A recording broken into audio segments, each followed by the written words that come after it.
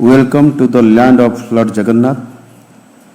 ओडिशा में आयोजित ये द्वितीय जातीय मेडिएशन कॉन्फ्रेंस के अवसर पर आप सबको स्वागत करते हुए मुझे बहुत खुशी है। मुझे बहुत प्रसन्नता है कि ओडिशा में ये महत्वपूर्ण कार्यक्रम का आयोजन हो रहा है। भारतीय न्याय व्यवस्था में मध्यस्थता की भूमिका पर चर्चा करने के लिए देश के बेहतर से बेहतर माइंड्स एक ही मंच पर उपस्थित हैं।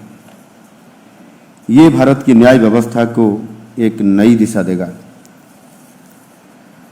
भारतीय सभ्यता और संस्कृति में मध्यस्थता कुछ नई बात नहीं है। हमेशा से विवाद सुलझाने के लिए एक माध्यम था। अगर हम महाकाव्य रामायण को पढ़ेंगे, हमें मालूम होगा कि युद्ध करने से पहले प्रभु श्री राम ने रावण को मध्यस्थता के लिए अंगद जी को भेजे थे। ऐसे ही महाभारत काल में भी युद्ध से पहले स्वयं प्रभु श्री कृष्ण एक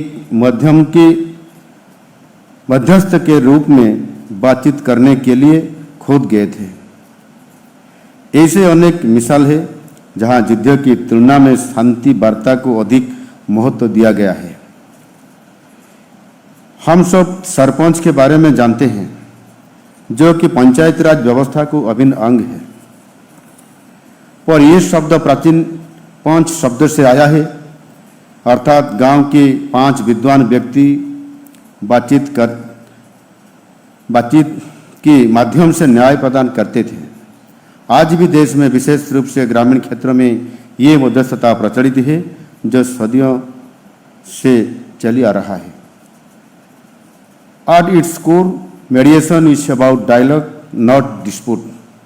It is about building bridges, not walls. खुशी की बात है, भारतीय न्याय प्रणाली में ये प्रक्रिया है और भारतीय न्याय संहिता BNS में मध्यस्थता को उचित महत्व दिया गया है। ये व्यवस्था वादी प्रतिवादियों को लंबी अदालती लड़ाई, आर्थिक बोझ, पारिवारिक और सामाजिक तनाव से मुक्ति देता है। ऐसे बहुत सारी छोटे छोटे मुकदमे हैं जो आसानी से सुलझा जा सकता है, पर व्यक्तिगत देश, विशेष रूप से प्रतिस्पर्धा और अहंभाव भाव के कारण ये सब मुकदमाओं को लोक अदालत तक ले जाते हैं और कानूनी प्रक्रिया में पिसते रहते हैं। ये सब झंझट से आम आदमी को सहूलियत देने के लिए भारत के यशस्वी प्रधानमंत्री माननीय श्री नरेंद्र मोदी जी मेडिएशन एक्ट 2023 पारित किए हैं। ये कानून मेडिएशन के लिए एक स्टैंड एलोन कानून है। ऐसे ही मेडिएशन प्रक्रिया को अधिक गति देने के लिए नया कंज्यूमर प्रोटेक्शन एक्ट 2019 को कार्यकारी किए हैं। ये नया कानून में मेडिएशन को एक बहुत बड़ा महत्व दिया गया है।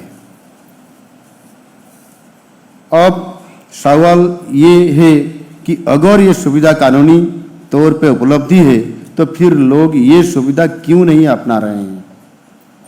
मुझे आशा है कि इस विषय पर आज यहाँ सार्थक चर्चा होगी और एक साधारण नागरिक की दृष्टि से अगर मैं कारण खोजने की कोशिश करूं तो इसकी कई वजह हो सकती है।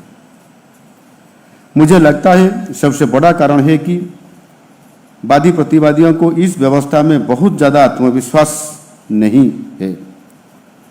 इस व्यवस्था में लोगों में विश्वास लाने के लिए जागरूकता कार्यक्रम प्रभावी ढंग से चलना चाहिए। लोगों के मन में इस प्रक्रिया की लीगल सैंक्टिटी के बारे में जो भी शंका हो, उसको दूर करने की जरूरत है। दूसरा, प्रभावी मध्यस्थता के लिए आधारभूत संरचना अर्थात इंफ्रास्ट्रक्चर चाहिए। मुझे ठीक से मालूम नहीं हमारी न्याय प्रणाली में मेडिएशन के लिए हमारी भित्तिभूमि कितनी तैयार है।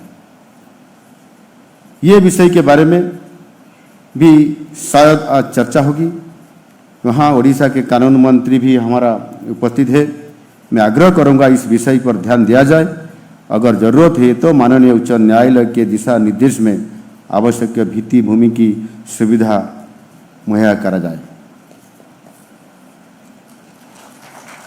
तीसरा मेरा प्रश्न है कि मध्यस्थता के लिए क्या हमारा पास आवश्यक प्रशिक्षित कानूनी विशेषज्ञ उपलब्ध है?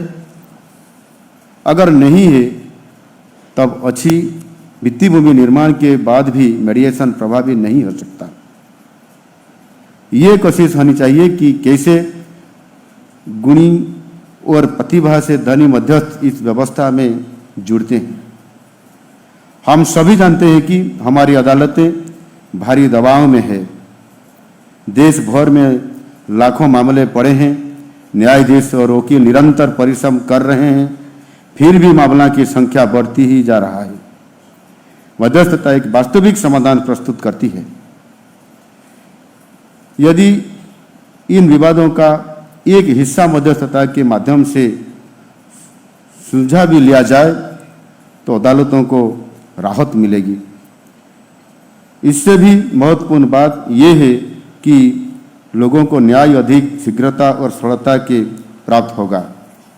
मध्यस्थता का मुख्य उद्देश्य लोगों को एक साझा आधार खोजने में सहायता करना है, नियम थोप पर नहीं बल्कि उन्हें अपने संबंधों की एक नई साझा समझ बनाने में सक्षम बनाकर किया जाता है।